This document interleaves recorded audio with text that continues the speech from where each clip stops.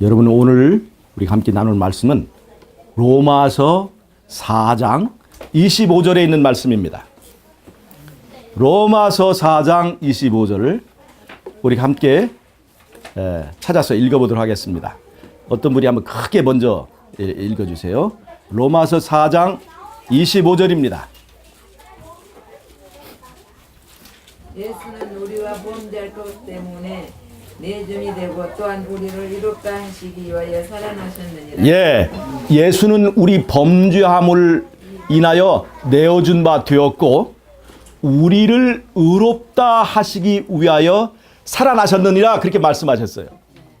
여러분, 로마서 4장 25절의 이 말씀은 사실은 조금 난해한 내용이 있습니다. 자, 예수님이 십자가에서 내어준 바 되셨잖아요. 십자가에 죽으셨잖아요. 그러면 우리의 구원을 위한 조건이 충족된 것이죠. 그런데 우리를 의롭다 하시기 위하여 그분은 살아나셔야 되었다는 겁니다. 예수님께서 십자가에 죽으신 걸로 끝나지 않고 그분은 우리를 의롭다 하시기 위하여 살아나셔야 되었다는 것입니다. 로마서 4장 25절의 말씀이 바로 그것입니다. 왜 예수님이 살아나셔야 우리가 의롭게 되는가 하는 그 문제를, 왜 예수님은 십자가에 죽으심으로 우리의 의로움이 끝나지 않고 예수님이 살아나셔야만이 우리가 의롭게 되는가 하는 문제를 제가 설명을 우리 함께 은혜를 나누려고 하는 것입니다. 여러분,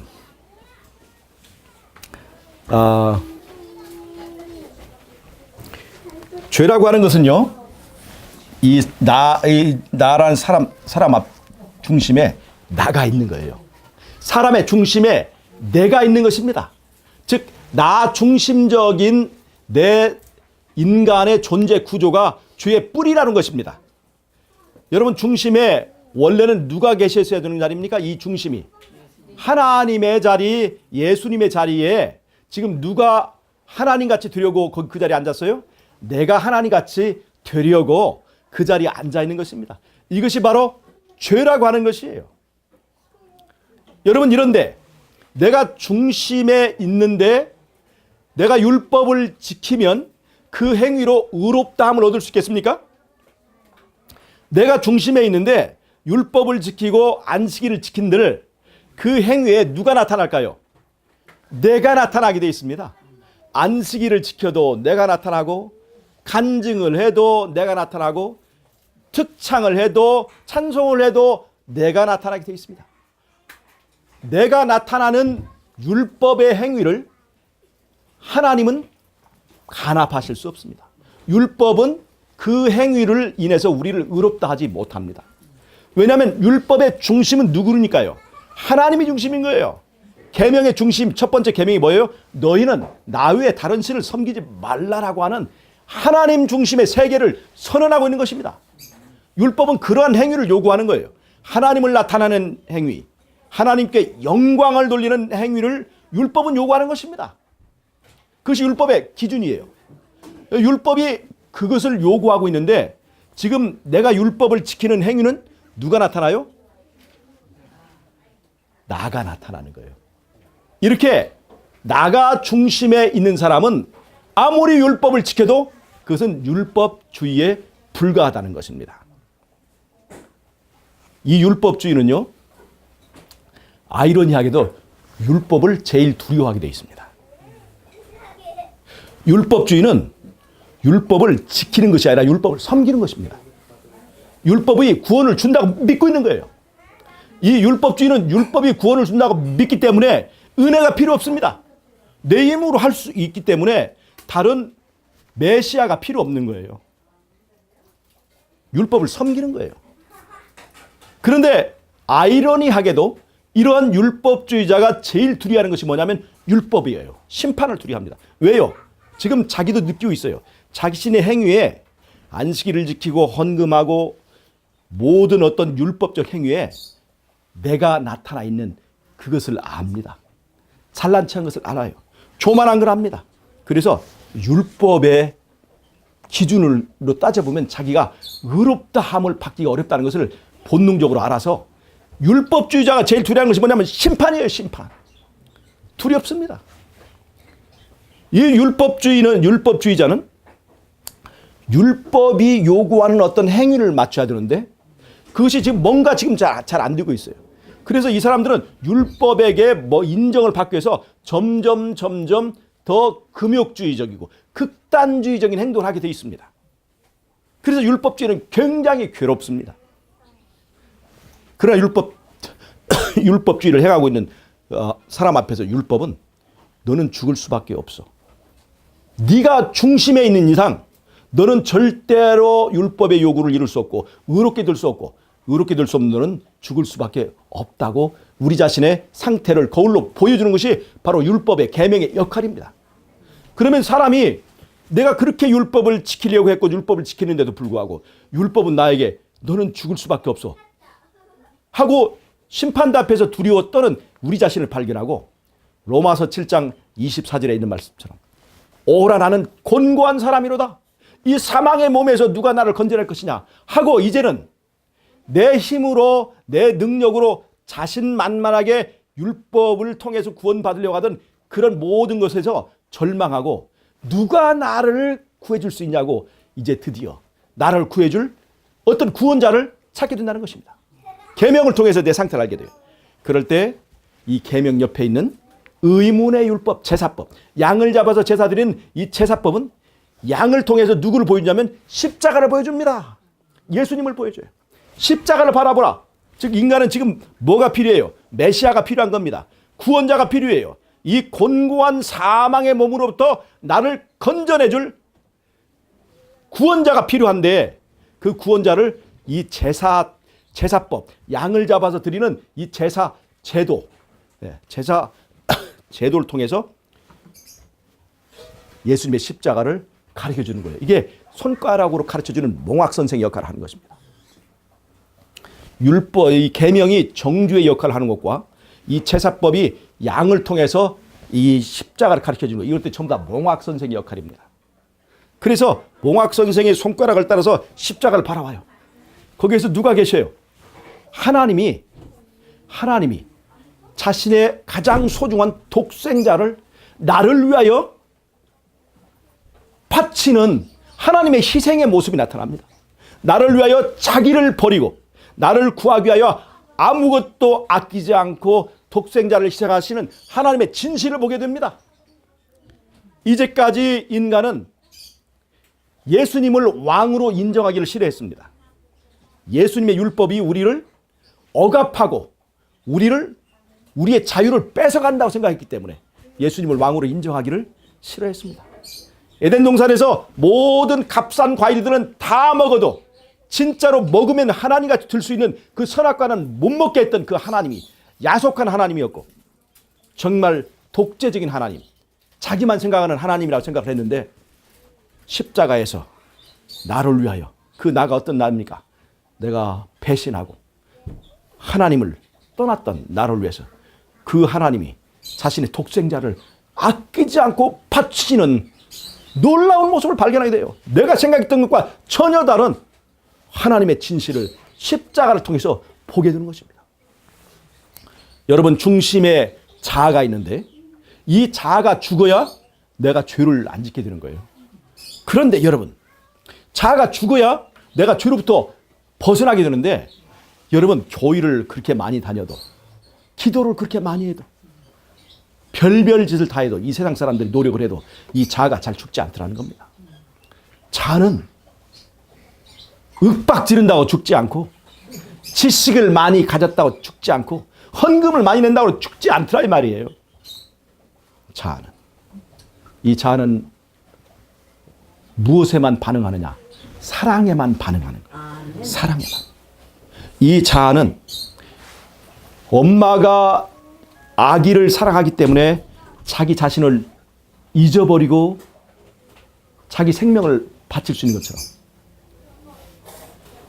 하나님께서 나를 사랑하기 때문에 자기 자신보다 더 소중한 독생자를 바치는 그 하나님의 사랑을 우리가 볼 때 그 사랑, 나를 위해서 무엇이라도 다 바치고라도 너를 구하고 싶다라고 하는 그 하나님 아버지의 열렬한 나를 향한 간절한 마음을 내가 십자가에서 보고 난 다음에 그 사랑을 내가 깨닫는 순간, 그 사랑을 내가 깨닫는 순간 이 자아가 죽습니다. 예수님과 함께 십자가에 못 박히는 거예요. 그래서 십자가는 율법을 못 박는 것이 아니라 이 죄의 자아를 못 박는 것입니다. 아멘. 자, 여러분, 십자가에서 예수님과 우리가 죽는 거예요. 죽었습니다. 예수님도 죽고 나도 죽었습니다. 근데 여러분, 이걸로 끝나는 것이 아닙니다. 이걸로 끝나면 구원이 아닌 거예요. 죽으려고 구원을 하는 것이 아니라 살리려고 우리를 구원하시는 거예요. 자, 여러분, 십자가에 죽으신 예수님은 자아가 죽은 내 마음 가운데 왕으로 부활하십니다. 아멘. 예수님이 십자가에 부활하신 이 부활의 원리는 내 마음속에 그분이 새롭게 왕으로 부활하심으로 내 안에 있는 나라에 새로운 세계를 창조하십니다. 아멘. 예수님이 다스리는 나라, 그것이 바로 천국이라고 하는 것입니다. 아멘. 자, 보세요. 예수님이 내 안에서 주인으로서 부활하셨습니다. 이제는 이 나라는, 나라고 하는 나라는 내가 맘대로 한 나라입니까? 예수님이 지배하는 말씀대로 사는 나라가 되었습니까? 예수님의 나라가 된 거예요. 자, 그러면 이제 보세요. 율법이 나를 심판하기 위해서 율법이 나를 꿰뚫어 봅니다. 자, 그런데 원래는 여기 내가 살던 자리에 이제 내가 예수님과 함께 십자가에 못 박힘으로 여기 누가 부활하시게 돼요? 예수님이 왕으로 부활하시게 되는 거예요. 그러면 이제 보세요. 율법이 우리를 심판합니다. 근데 율법 우리의 겉모습을 봅니까? 그 사람의 중심을 봅니까? 그 사람의 화려한 옷차림, 그 사람의 화장, 성형한 것까지도 다 상관하지 않고 그 사람의 중심, 주인의 자리, 왕의 자리에 누가 있는가를 봐요. 아멘. 그 사람의 주인의 자리에 돈이 지배하고 있는가? 돈이 차지하고 있는가? 세상의 명예가 차지하고 있는가? 다 살펴봅니다. 그리고 율법이 그 사람을 꿰뚫어 봤더니 왕의 자리에, 내 주인의 자리에 누가 계신 거예요? 예수님이 계신 거예요. 아멘. 그때 율법은 예수님의 공로를, 십자가에서 죽으신 예수님의 공로를 보고 내가 무슨 죄를 지었던지, 과거에 어떤 삶을 살았던지 나를 이제 율법이 의롭다고 선언하는 것입니다. 율법이 의롭다고 선언하는 거예요. 그래서 우리는 예수 믿고 의롭게 되는 것입니다. 아멘. 그 다음에 율법은요, 나가 내 삶의 중심에 있을 때는 율법이 나를 정죄합니다. 너는 죽어야 된다. 죽이려고 달라들어요. 그런데 예수가 중심이 되어버린 새로워진 나, 거듭난 나를, 그 다음부터 의로워진 나를 율법은 보호하는 역할을 합니다. 나를 지키는 역할을 해요. 자, 경찰은 도둑을 잡는 역할을 합니다. 근데 도둑이 징역을 다 살고 죄값을 치르고 나오면 경찰은 이제 그를 보호하는 역할을 하는 거예요. 죄가 없으면, 죄가 없는 의로운 사람들은 이 법은 지켜주고 보호하는 역할을 하는 것입니다. 여러분, 이제 예수를 믿고 의롭다고 선언함을 받은 사람은 율법이 그 사람의 영생을 보장해주고 지켜주는 역할을 합니다. 자, 예수님이 내 안에 영접된 사람은 전에는 느끼지 않던 새로운 본능과 본성을 느끼게 됩니다. 여러분, 송충이가요,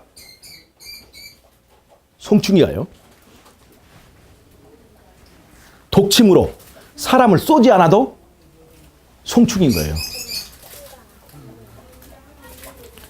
송충이가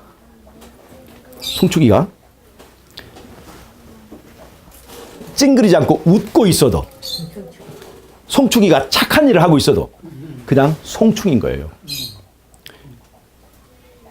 그런데 이 송충이가 나비가 되면요. 나비가 되면 전에 송충이가 할 수 없었던 일을 하게 됩니다. 송충이로, 즉 나비가 되기 전에 송충이인 상태에서 송충이에게 꿀을 주면 꿀 맛을 알까요, 모를까요? 송충이는 오로지 무엇만을 좋아해요? 솔잎만을 먹습니다. 꿀 맛이 뭔 줄 몰라요. 그 다음에 날아다니는 하늘의 자유를 알까요, 모를까요? 모르는 거예요. 나비가 되면 날아다니는 것이 너무나 쉽습니다. 나비가 되면 이제는 솔잎이 싫어지고, 나비가 됐는데도 나비가 솔잎 먹는 거 봤습니까? 나비가 배춧잎 먹는 거 봤어요? 이제 나비는 새로운 식성이 생겼습니다. 새로운 입맛이 생긴 거예요. 그것이 바로 거듭남이라고 하는 것입니다. 아멘. 여러분, 내가 내 중심이 뒤집어지기 전에는, 내 안에 주인이 바뀌어지기 전에는요, 아무리 율법을 지키고 계명을 지키고 별짓을 다 해도 그냥 송충인 거예요. 죄인인 거예요. 그러나 내 안에 예수님이 모셔져서 내 안에 새로운 세상이 만들어진 사람은 새로운 입맛이 생겨납니다. 아멘. 전에는 성경을 읽는 것이 너무나 지루하고 힘들었어요. 어떤 때 이 성경이 잘 써 있냐면 잠을 못 자고 불면의 밤이 됐을 때 어떤 사람은 성경을 읽으면 아주 효과가 좋다고 합니다. 성경이 얼마나 지루하면 성경에서 창세기 4장쯤 나가면 그 족보가 나와요. 누가 누구를 낳고 누가 누구를 낳고 나오는데 거기까지만 읽으면 그냥 잠이 그대로 와버린다. 그 병이 좀 심한 사람, 진짜 불면이 심한 사람은 신약의 마태복음 1장을 읽으면 아주 효과가 크다고 합니다.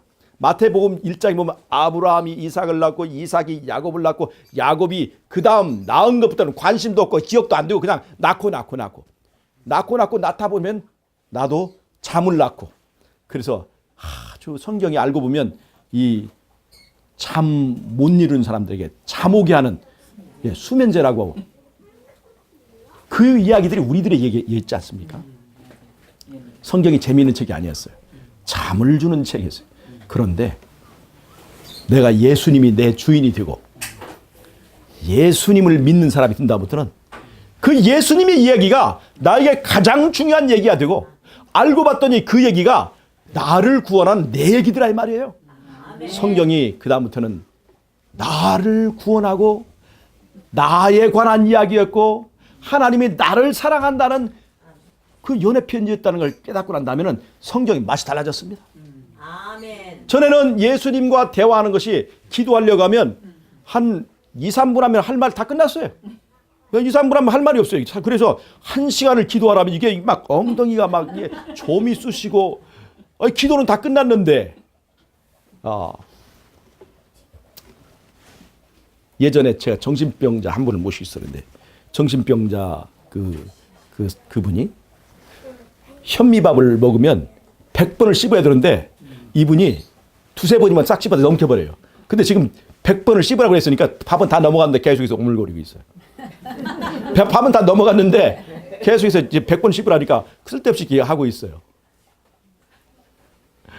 우리의 기도도 할 말 다 끝났는데 이게 너무나 일찍 일어나면 사람들이 저 사람 뭐야 그럴 것 같고, 그래서 다른 사람 기도하고 있는데 눈 말뚝말뚝 떠있기 뭐하니까 할 말 다 끝났어요. 어떻게 하나님 아버지 우리의 사정 다 아시죠? 좋게 풀어주시기 바랍니다.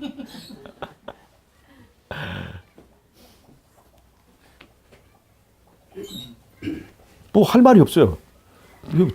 우리가 이제 이렇게 연애하고 서로 사랑할 때는요, 사랑하는 남녀가 둘이 만나면 얘기가 한없이 1시간이든 2시간이든 가는데, 사랑하지 않고 이제 멀뚱멀뚱해지면 권태기 생기면 그냥 몇 마디 하면 이제 의무적인 대화 끝나면 할 얘기가 없어요. 하나님과도 우리가 그런 관계에 있을 때는 할 말이 없어요. 할 말이 없어요. 그러면 시간을 말이죠. 이게 10분 기도하려면 굉장히 힘듭니다.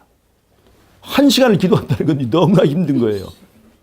그런데 예수님이라고 하는 실체를 깨닫고 그분이 나를 얼만큼 사랑하고 그분이 나와 대화하기를 원하고 그런 예수님을 깨달은 다음에는요, 예수님과 조잘거리며 대화하고 내 사정을 그분에게 아뢰고 그 다음에 다른 사람에게 말하지 못했던 깊숙한 서름, 깊숙한 내 마음의 고민을 그분에게 다 조잘조잘 얘기하고 그러다 보면 시간이 지나는 줄 모르고 내가 그 만남에, 그 기도에, 그 대화에 취해버리고 그 시간이 너무나 기다려지는.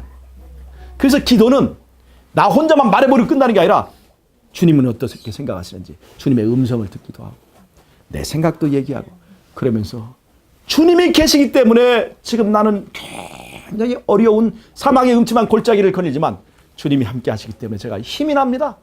주님과 함께 하기 때문에 이 사망의 골짜기에서도 푸른 초장과 쉴 만한 물가로 인도해 주실 줄을 믿습니다 하고 희망을 갖게 되고 어려울 때일수록 힘들 때일수록 다니엘과 그 세 친구처럼 하나님께 의지하고 매달리고 기도하는 것을 즐길 수 있게 된다는 것입니다. 하나님이 사랑스러워야 그분이 나의 사랑의 실제적인 대상이 되어야 기도하는 것이 이게 재밌고 하지 의례적인 시간은 참으로 힘듭니다. 여러분 그리스도인의 강령에 따라서 내가 가진 것들을 다른 사람과 나누는 것들이 거듭나기 전에는요 진짜 마지못해서 내고 진짜 그런데 예수님을 알고 하늘의 소망을 가진 사람은 이 세상에 사는 것들이 정말 더덥고 그 다음에 이것을 가난한 사람들에게 나누었을 때 느끼는 그 행복들이 아주 큰 것이기 때문에 우리가 나누는 일을 즐겨할 수 있다는 것입니다. 나눔을 통해서 그것을 받는 사람이 행복하기 전에 내가 나누는 내 자신이 행복해지는 것을 아는 것입니다. 사람이 달라지는 거예요. 전에는 십자가라고 생각했던 것이 짐이라고 생각했던 것이 알고 보니까 그 안에 아주 오묘한 재미가 있고 오묘한 기쁨이 있는 것을 깨닫게 되고 이제는 하나님 말씀대로 사는 것이 어렵지 않고 쉽게 되더라는 것입니다. 송충이가 꿀을 먹는 것은 참으로 어려운 일이고 불가능한 일이지만 나비로 변한 다음에는 꿀 먹는 것이 자연스럽고 날아다니는 것이 자연스러운 것처럼 우리 안에 예수가 영접된 사람은 그대로 돼 그 사람의 눈빛이 달라지고 그 사람의 미소가 달라지게 되고 말하지 않아도 눈에서 복음이 솔솔솔 말하지 않아도 내 입가에서 사랑이 솔솔솔 말하지 않아도 내 코에서 은혜의 향기가 나오게 되어 있다고 하는 것입니다. 이것이 바로 거듭남이에요. 예수님이 내 안에 계실 때 나는 율법이 억지로 오리를 가자고 했을 때 이제는 그것이 즐겁기 때문에 즐거운 마음으로 심리도 갈 수 있는 사람이 되어서 율법이 요구한 것보다 훨씬 많은 것을 할 수 있기 때문에 예수를 영접한 사람은 율법의 열매다 그렇게 하지 않고 성령의 열매라고 하는 거예요. 성령의 9가지 열매는요 율법을 무시하는 행위가 아니라 율법이 요구하는 것은 이제 표준이 아니에요. 그 이상을 가는 것이기 때문에 사랑과 희락과 그 다음에 화평과 오래 참음과 자비와 양선과 온유와 절제, 이 충성하는 것이 이것은 성령의 열매예요. 율법의 열매를 넘어선 것입니다.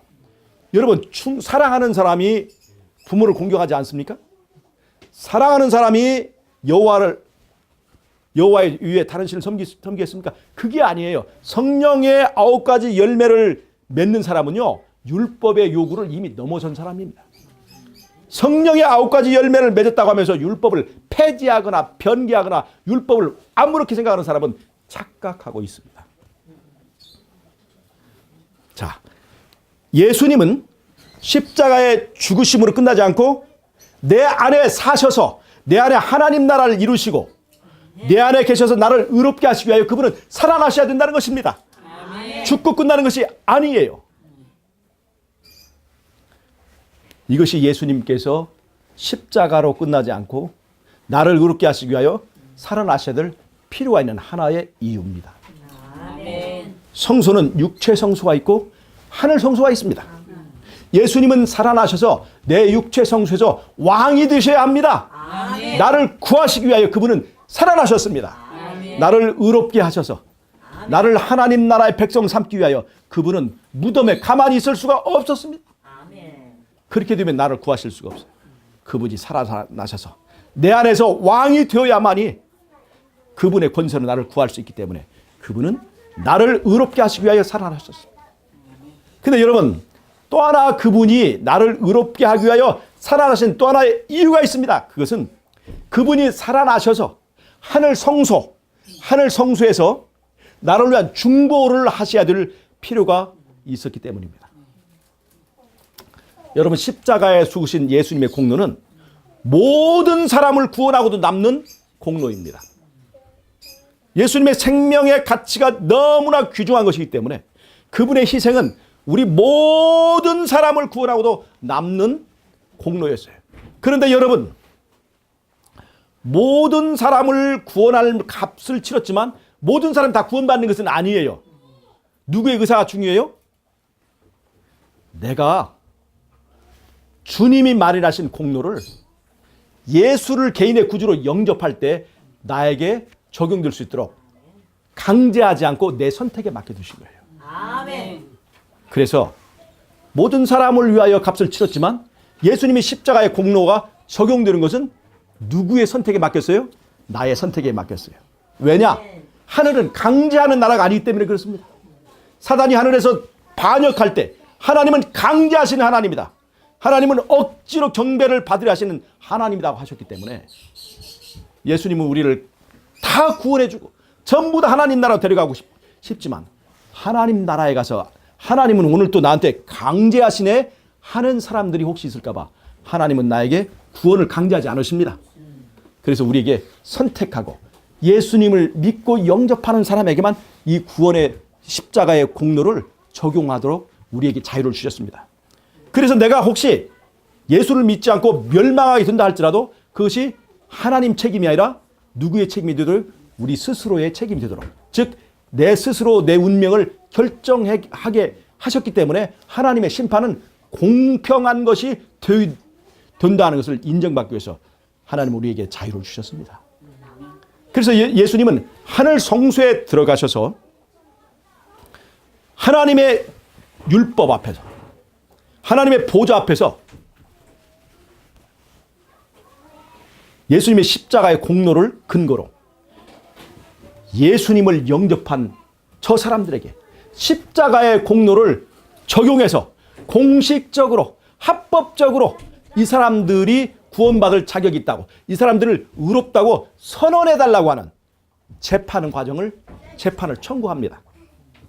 그래서 하늘에서 예수님의 십자가의 공로에 적용될 사람들이 누구인가를 심판하고 또 나를 위하여 중보하실 그 역할을 하시기 위해서 그분은 살아나셨습니다. 그러니까 십자가에 죽으신 걸로 끝나지 않고 그분은 하늘 성소에 살아나셔서 나를 위한 변호사의 일, 중보의 일을 하셔야만 됐기 때문에, 그래야 합법적으로 내가 의로운 사람이 되기 때문에 그분은 살아나셔야 됐습니다. 예수님은 하늘 성소에서 하실 일이 있었고 예수님은 또 내 안에서 부활하셔서 내 안에서 이루셔야 될 일이 있습니다. 하늘 성소와 육체 성소에서 그분은, 하늘 성소에서는 예수님께서 대제사장으로서 일하셔야 되고 육체 성소 내 안에서는 왕으로서 내 삶을 지배해야 될 일이 있었기 때문에 그분은 십자가로 끝나지 않고 살아나셔야만 되었다는 것입니다. 예수님은 우리를 합법적으로 구원하고 싶으셨어요. 그래서 심판의 과정을 거치게 하신 것입니다. 엄밀하게 심사를 받고 그 심사에 예수님의 공로를 적용해서 통과된 사람에게 우리가 하늘에 갔을 때 천사들이 어이 옛날에 살인하던 자 살인자 왔어? 이렇게 하지 않고 예수님을 영접해서 새롭게 된 놀라운 경험을 한 사람들, 우리들도 경험해보지 못한 십자가의 고난에 참여한 사람들이라고 하는, 그래서 율법이 합법적으로 우리의 구원을 인정해주고 이 사람은 이제 합법적인 사람이기 때문에 모든 사람인 우리를 손대지 못하도록. 여러분, 탈북자들이 말이에요, 대한민국 와가지고 대한민국 올 때 이제 여권을 받는데요. 대한민국 여권. 그럼 여권 첫 페이지 어떤 말이냐면 이 사람은 대한민국의 국민이므로 대한민국이 누릴 수 있는 모든 이 보호와 모든 권리를 누릴 수 있도록 허용해 주시기 바랍니다 하는 그 구절이 여권의 맨 첫 페이지에 있다는 것입니다. 근데 그게 이 탈북자들에게는 너무나 감격적인 얘기를 하는 거예요. 중국에서 탈북자라고 공안이 잡아가고 중국 사람의 그 부당한 대우를 받고도 신고할까 봐 신고도 못하고 부당하게 살아가던 탈북자들, 그들이 대한민국 여권을 딱 받을 때 그 말을 듣고 너무나 감격했다고 하는 것입니다. 이제는 대한민국이 나를 지켜주는구나. 여러분, 여권에 그런 말이 있었는데 우리는 신경도 안 씁니다. 우리는 당연하게 느끼고 있잖아요. 저도 그 말을 듣고 그 탈북자 얘기를 듣고 나중에 여권을 보니까 아 진짜 여권 첫 페이지에 그게 있더라고요. 우리는 그거 신경도 안 썼거든요. 근데 그분들에게는 합법적인 대한민국 국민이라는 것이 너무나 소중한 얘기라는 것입니다. 여러분 마찬가지입니다. 여러분 우리가 합법적인 하늘의 시민권을 취득한다는 것은 너무나 중요한 것입니다. 그래서 우리에게 법의 심사를 받게 하고 심판이라고 하는 절차를 받게 하는 거예요. 근데 그때 심판할 때 우리를 변호하시는 분이 누구예요? 나를 위하여 죽으신 그 예수님이 나를 위해서 변호하는 겁니다. 여러분 믿어도 됩니다. 나를 위하여 죽으신 분이에요. 예수님이 내 안에서 왕이신 분입니다. 내가 그분에게 모든 걸 다 맡기고 그분은 이제 나의 사랑하는 주님이 되었습니다. 그 주님이 나를 위해서 하늘 성소에서 변호하시는 거예요. 중보하시는 거예요. 그래서 우리는 예수님의 중보를 인해서 합법적으로 구원을 얻고 율법에 의하여 의롭다고 선언을 받는 것입니다. 이 역할을 위하여 예수님은 죽는 것으로 끝나지 않고 나를 위해서 살아나셨습니다. 자, 그럼 여러분 잘 보세요. 제가 여기서 중요한 것을 말씀드리겠습니다. 자, 여기에 율법이 있습니다. 여기 십자가가 있어요. 자, 내가 십자가를 보고 십자가에서 예수님과 함께 죽었습니다. 죽었어요. 그런데 내가 십자가에 죽어야 예수님이 내 안에 왕으로 부활하시죠. 그러면 십자가에서 율법이 폐해졌겠는가 안 폐해졌겠는가를 이 과정을 통해서 잘 이해해 보세요. 자, 예수님을 내가 영접했습니다. 그때 율법이 나를 뭐라고 해야 돼요? 의롭다고 해야 되는 거죠. 자, 십자가에서 다 끝난 것이 아니라 십자가에서 내가 죽었을 때 그 다음에 예수님이 내 안에서 왕으로 부활하셔 계시면 그 나를 보고 의롭다가 하는, 그게 누가 의롭다고 합니까? 율법이 나를 의롭다고 하는 거예요. 율법이 나를 의롭다고 하는 거예요. 그러니까 율법이 폐지돼 버리면 내가 의롭다함을 얻을 수 있습니까? 없습니까? 없는 거예요. 즉, 잘 보세요. 율법이 내가 예수님을 영접하면 예수님을 보고 나를 의롭다 하는 것은 율법입니다. 그 율법이 폐지돼야 됩니까? 안 해야 됩니까? 안 되는 거예요. 예. 그 다음에 의롭게 된 사람을 율법이 나를 보호해야 되는 거예요. 폐지될 수 있어요, 없어요? 폐지될 수 없는 것입니다. 그러면 십자가 때문에 폐지되는 법은 뭐냐면 양 잡아서 제사 드리는 제사법, 절기법입니다. 그건 예수님이 오실 때까지 예수님을 가르쳐주는 손가락이니까 그것은 폐해져 버린 거예요. 그럼 십계명에서 몽학 선생의 역할하던 정죄의 직분 있죠? 그것도 끝났습니다. 왜? 내가 예수님 만났으면 더 이상 정죄는 하지 않아요. 이제는 보호의 역할이 필요한 거예요. 즉 역할만 달라졌을 뿐이지 율법을 폐하는 것이 아닙니다. 자, 율법의 첫 번째 계명의 첫 번째 내용이 뭐예요? 나 외에 다른 신을 섬기지 말라. 만약 십자가가 이 계명을 폐한다면 그럼 나 외에 다른 신을 섬기지 말라는 그 계명을 폐할 수 있습니까? 폐할 수 없는 거예요. 손댈 수 없는 겁니다. 여러분, 이 십계명이, 이 계명이 성소 가운데 어디 있냐면 지성소 안에 이 법궤가 있습니다. 지성소 안에 법궤가 있어요. 근데 법궤 위에 누가 계시냐? 하나님의 보좌가 있습니다. 십계명에 있는 내용을 손대지 못하게 하기 위해 누가 지금 지키고 있냐면 하나님이 그 법궤 위에서 지키고 있는 겁니다. 그 법궤에 손대면 어떻게 돼요? 죽는 거예요. 법궤에 손대가 죽은 사람 있죠? 유명한 사람. 우사. 웃사라는 사람이 법궤에 손대다 죽었죠. 법궤에 손대지 말라는 것은 법궤 안에 있는 하나님의 계명에 손대지 말라고 하는 것입니다. 자, 손을 댔는데 손가락으로 하나만 대면 손가락으로 하나만 되는 것하고 손바닥으로 딱 되는 것하고 손바닥 된 사람은 죽고 손가락 된 사람은 안 죽습니까? 누구든지 손가락만 돼도 죽게 되어 있습니다. 조금도 손대지 못하도록 하나님께서 법궤에 넣어서 지키는 거예요. 그 안에 있는 내용은 절대로 손 못 댑니다. 다른 그 위의 것은 손댈 수 있습니다. 그래서 제사법은 법궤 안에 들어있지 않습니다. 그건 폐해지는 것이기 때문에. 그러나 폐할 수 없는 십계명은 돌로 썼고 누가 썼어요? 하나님이 쓰셨고 그 다음에 하나님이 지키고 계셔요. 계시록 12장 17절 한번 읽어보세요. 계시록 12장 17절. 계시록 12장 17절입니다. 예.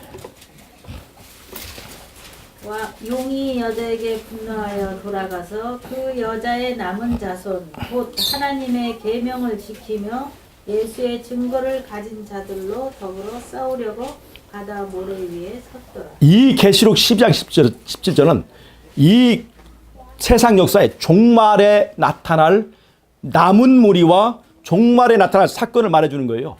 근데 이들이 하나님의 계명을 지킨다고 하고 있어요. 하나님의 계명이 십자가로 인해 폐해졌으면 이런 일이 있을 수가 없겠죠. 그런데 잘 보세요. 여기서 십계명을 사람이 손대가지고 고치면 그게 하나님의 계명입니까? 사람의 계명입니까?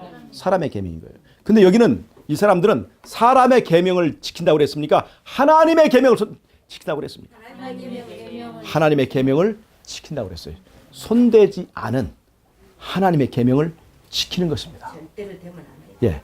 그래서 우리가 지금 이제 10계명에서 이제 카톨릭 교회에서는 둘째 계명을 없앴죠. 넷째 계명 안식일 계명을 주일로 바꿨죠. 그다음에 10번째 계명을 둘로 나눴어요. 손을 많이 댔습니다. 이 우리나라가 성형 공화국인데 이 로마 카톨릭이 10계명을 다 성형을 해버렸습니다. 하나님의 형상이 사라지게 됐어요. 거기는 많이 손댔습니다. 그러나 지금 일반 개신교회도 10계명 속에 들어있는 안식일 계명을 바꿔서 주일로 바꿔버렸습니다. 손댄 거예요. 손댄 부분은 전부 다 하나님의 계명이 아닙니다. 사람의 계명으로 나를 섬긴다고 하는 것입니다. 여러분, 이 말씀을 잘 이해하셔야 됩니다. 남은 무리는 하나님의 계명을 지키며 어린 양이 어디를 끊든지 따라가는 자들이라는 것을 잊지 마시기 바랍니다. 아멘. 여러분, 이 안식일이 말이에요. 사람의 안식일일까요? 하나님의 안식일일까요? 창세기 2장 2절 한번 보세요. 1절 2절 한번 보십시오. 창세기 2장 1절 2절.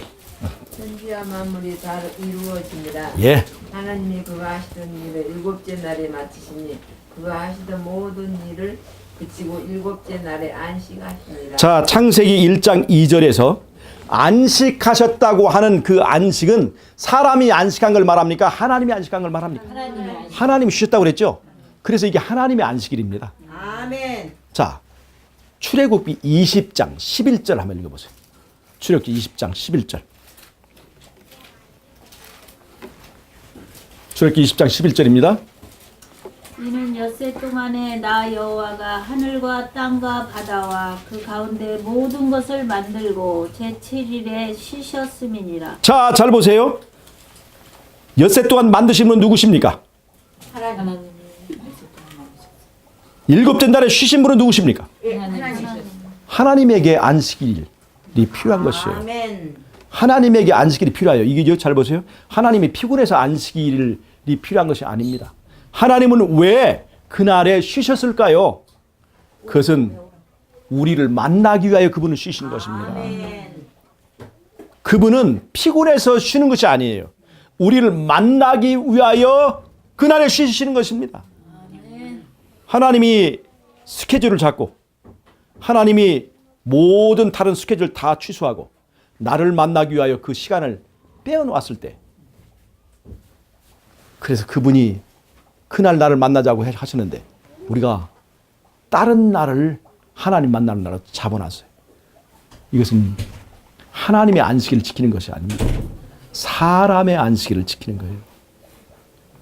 안식의 원리는 하나님이 쉬셨으니 나도 쉬는 것이에요.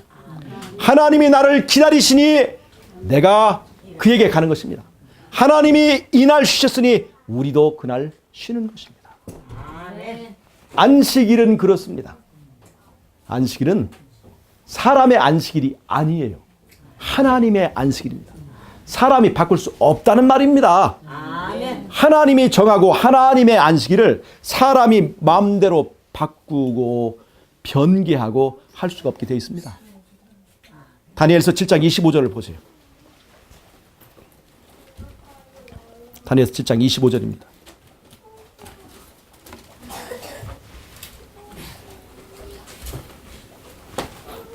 다니엘서 7장 20. 장차 지극히 높으신 이를 말로 대적하며 또 지극히 높으신 이의 성도를 괴롭게 할 것이며 그가 또 때와 법을 고치고자 할 것이며. 자, 잘 보세요. 지극히 높으신 자를 대적하며 그가, 이 그는 좋은 사람일까요? 나쁜 사람일까요? 적그리스도입니다. 하나님의 변개하지 못할 하나님만이 권한을 가지고 계신 때와 법을 변개코자 하는 그는 바로 적그리스도입니다. 하나님의 법을 변개할 수 있는 사람은 이 세상에 하나도 없습니다. 카톨릭 교회도, 장로교회도, 감리교회도, 이 세상의 어떤 교회도 하나님의 법을 바꿀 권한이 없습니다. 당의장이 되면 법이 굉장히 높아진 것입니까? 하나님 법을 손댈 수 있습니까? 옛날에 대제사장 아론도 하나님의 법궤를 열고 하나님의 십계명을 마음대로 바꿀 수가 없었습니다. 아무도 못 바꾸게 되어 있습니다. 적그리스도만이 하나님의 법에 손대는 것입니다. 여러분, 십자가로 우리의 구원이 다 이루어지는 것이 아닙니다. 그분이 살아나셔서 내 안에서 하셔야 할 일이 있고 하늘 성소에서 하실 일이 있는 것입니다. 아멘. 십자가로 계명이 폐해지는 것 아닙니다. 아셨죠? 왜냐하면 내 중심에 있는 예수님을 보고 나를 의롭다 할 율법이 있어야 내가 합법적인 사람이 되기 때문에 그렇습니다. 합법적인 구원을 받기 때문에 그렇습니다. 여러분, 이제 말씀을 마치면서 십자가에서 나를 사랑하고 나와 만나기를 원하셔서 그분의 진심을 보여주신 예수님, 오늘 또 우리를 초청하십니다. 아멘. 수고하고 무거운 짐진 자들아 다 내게로 오라. 내가 너희를 쉬게 하리라. 아멘. 그분의 안식에 초대받은 우리 모두는 주님의 사랑에 이끌려서 십자가 앞으로 오늘도 우리가 나아가십시다. 아멘. 십자가를 바라보고 그분의 사랑에 취하다 보면 내 안에 자아가 사라지고 이기심도 없어지고 교만심도 없어지고 내 안에 어느덧 예수의 나라가 천국이 세워지고 이제는 우리가 하나님의 심판대 앞에서도 당당하고 두렵지 않은, 왜? 그분이 나를 위해서 중보하시는 하늘 법정의 큰 변호사이신 그분이 바로 나의 왕이며 나의 친구이기 때문에 그렇습니다. 하나님의 사랑에 취해서 이 안식일 우리에게 하늘로부터 오는 쉼이 내려오는 저와 여러분이 되시기를 바라면서 오늘 말씀을 마치도록 하겠습니다. 아멘. 제가